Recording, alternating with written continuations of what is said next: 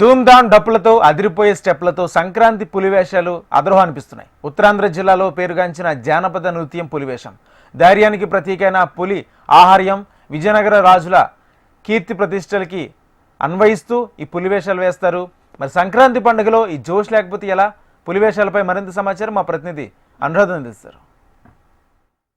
Sankranti festival అంటేనే సాంప్రదాయం, tradition, మరి ముఖ్యంగా చూస్తే గనక మన కల్చర్. ఇక్కడ మనం చూస్తే గనక ఒక్క ఉత్తరాంధ్రలోనే కనబడే ఏకైక కళ పులివేషాలు.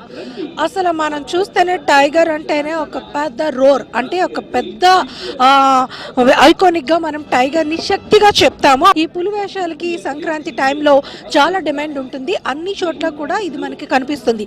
ఏడాదంతా ఎప్పుడు కూడా కనిపించదు. సంక్రాంతి టైంలో మాత్రం ఉత్తరాంధ్ర కళలకి నిలయంగా ఉన్న విజయనగరం నుంచి వీళ్ళంతా కూడా ఇక్కడికి వస్తారు. ఇక్కడికి వచ్చి ఇక్కడ ఈ కల్చర్ని అయితే ఎలివేట్ చేస్తూ ఉంటారు.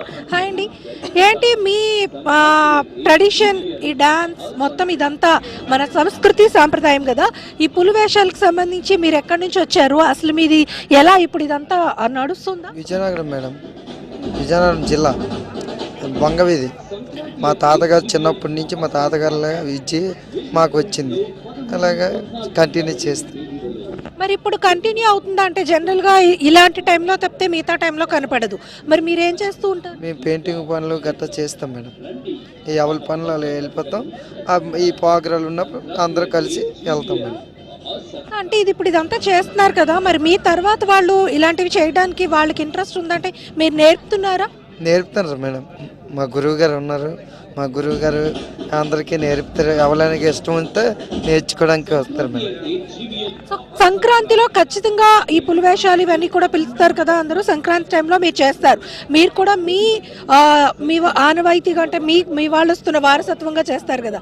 మరి ఇప్పుడు ఇక్కడ సంక్రాంతి టైంలో వైజాగ్లో మీకు అందరూ పిలుస్తున్నారు? మేము ఎప్పుడూ వస్తాం మేడం గారు.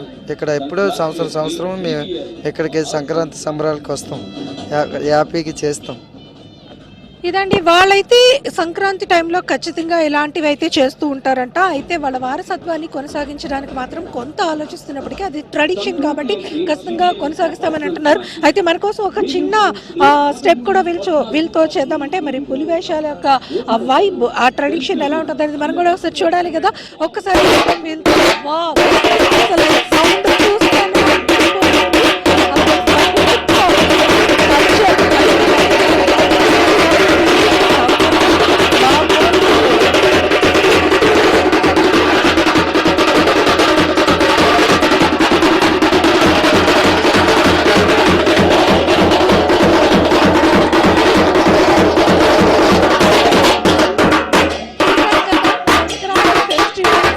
అనేది ఎలా ఉంది అనేది ఉత్తరాంధ్ర కాదు, మొత్తం రాష్ట్రంలోనే సంక్రాంతి వైబ్ అనేది విశాఖపట్నం నుంచి అయితే మాత్రం కనిపిస్తుంది.